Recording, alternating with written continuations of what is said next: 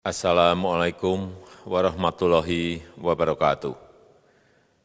Bapak, Ibu, saudara-saudara sebangsa setanah air, pagi tadi saya telah memimpin rapat terbatas secara virtual tentang Undang-Undang Cipta Kerja bersama jajaran pemerintah dan para gubernur. Dalam undang-undang tersebut terdapat 11 klaster yang secara umum bertujuan untuk melakukan reformasi struktural dan mempercepat transformasi ekonomi.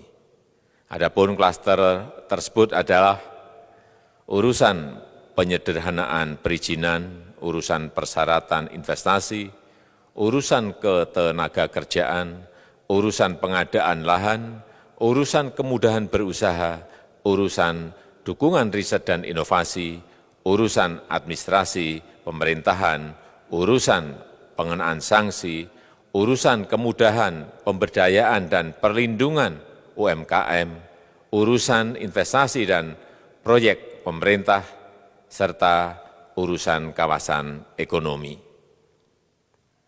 Dalam rapat terbatas tersebut, saya tegaskan mengapa kita membutuhkan Undang-Undang Cipta Kerja.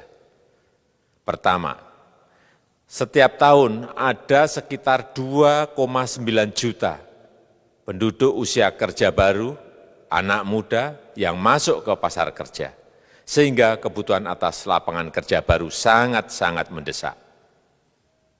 Apalagi di tengah pandemi, terdapat kurang lebih 6,9 juta pengangguran dan 3,5 juta pekerja terdampak pandemi COVID-19. Dan sebanyak 87% dari total penduduk bekerja memiliki tingkat pendidikan setingkat SMA ke bawah, di mana 39% berpendidikan sekolah dasar. Sehingga perlu mendorong penciptaan lapangan kerja baru, khususnya di sektor padat karya.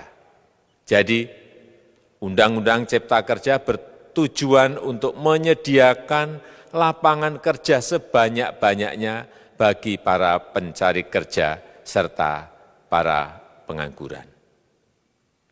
Kedua, dengan Undang-Undang Cipta Kerja akan memudahkan masyarakat, khususnya usaha mikro kecil, untuk membuka usaha baru. Regulasi yang tumpang tindih dan prosedur yang rumit dipangkas. Perizinan usaha untuk usaha mikro kecil (UMK) tidak diperlukan lagi, hanya pendaftaran saja. Sangat simpel. Pembentukan PT atau perseroan terbatas juga dipermudah. Tidak ada lagi pembatasan modal minimum. Pembentukan koperasi juga dipermudah, jumlahnya hanya 9 orang saja. Koperasi sudah bisa dibentuk. Kita harapkan akan semakin banyak koperasi-koperasi di tanah air. UMK, usaha mikro kecil yang bergerak di sektor makanan dan minuman, sertifikasi halalnya dibiayai pemerintah, artinya gratis. Izin kapal nelayan penangkap ikan misalnya, hanya ke unit kerja Kementerian KKP saja. Kalau sebelumnya harus mengajukan ke Kementerian KKP, Kementerian Perhubungan, dan instansi-instansi yang lain. Sekarang ini cukup dari unit di Kementerian KKP saja.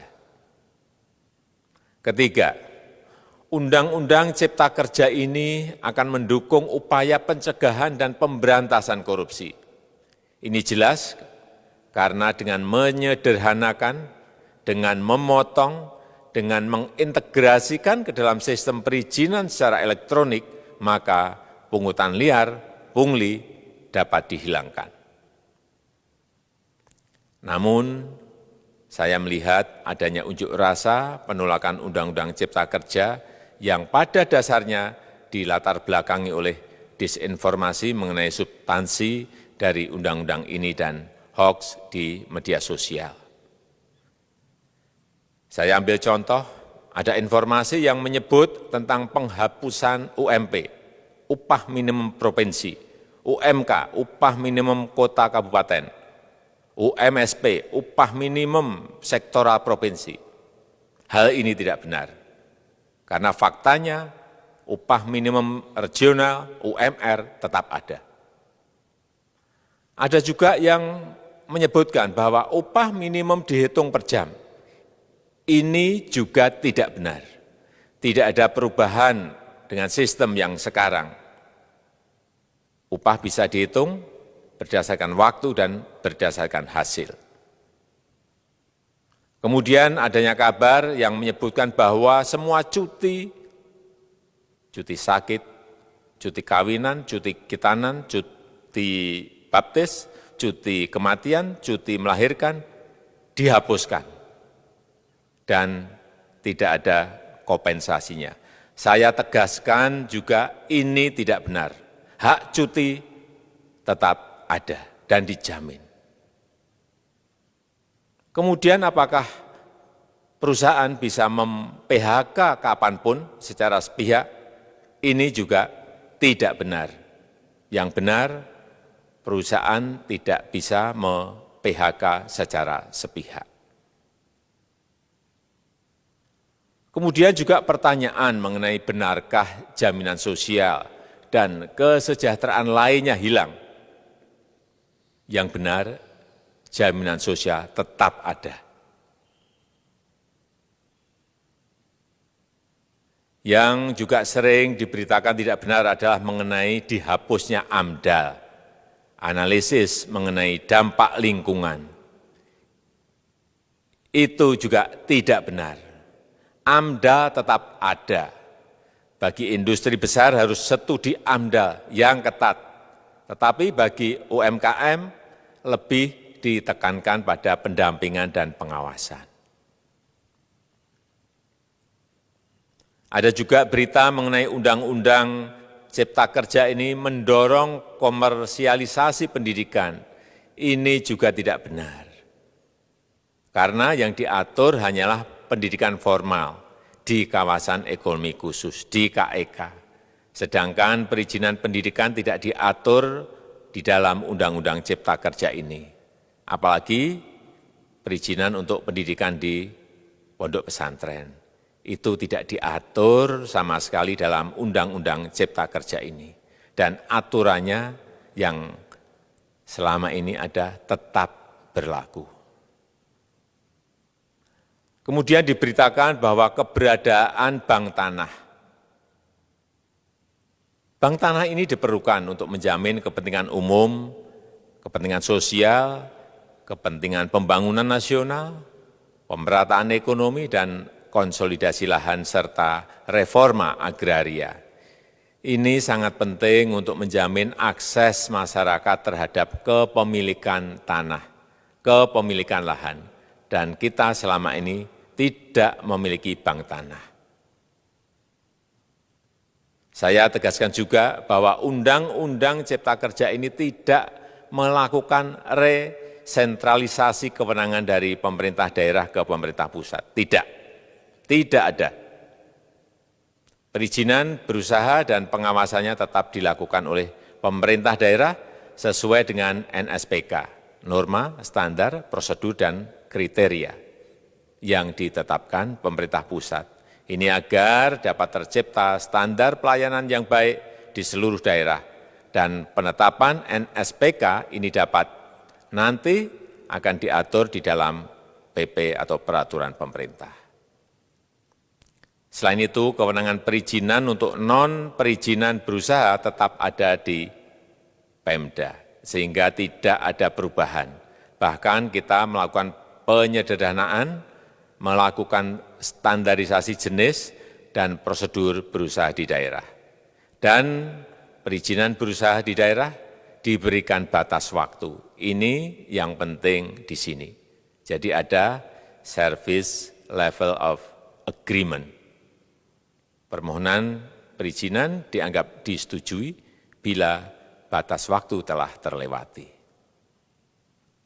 Saya perlu tegaskan pula bahwa Undang-Undang Cipta Kerja ini memerlukan banyak sekali peraturan pemerintah atau PP dan peraturan presiden atau Perpres. Jadi setelah ini akan muncul PP dan Perpres yang akan kita selesaikan paling lambat 3 bulan setelah diundangkan. Kita pemerintah membuka dan mengundang masukan-masukan dari masyarakat dan masih terbuka usulan-usulan dan masukan dari daerah-daerah. Pemerintah berkeyakinan melalui Undang-Undang Cipta Kerja ini jutaan pekerja dapat memperbaiki kehidupannya dan juga penghidupan bagi keluarga mereka. Dan kalau masih ada, jika masih ada ketidakpuasan